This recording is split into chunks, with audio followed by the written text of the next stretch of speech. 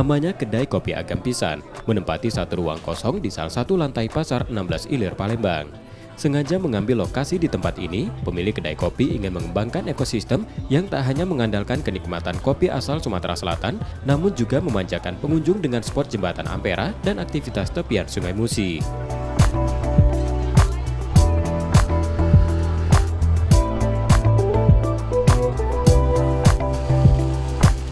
Di kedai ini, harga kopinya pun hanya belasan ribu saja, dengan mengandalkan kopi seperti kopi Sumendo dan Pagarala. Karena memang ini adalah pengalaman baru, kita tahu banyak ya coffee shop bertumbuh di kota Palembang, tapi dengan best spot yang memang wajah asli Palembang banget itu hanya beberapa saja. Jadi memang view-nya jembatan Ampera dan juga Sungai Musi. Suasana di sini sangat enak dan view-nya langsung ke jembatan Ampera.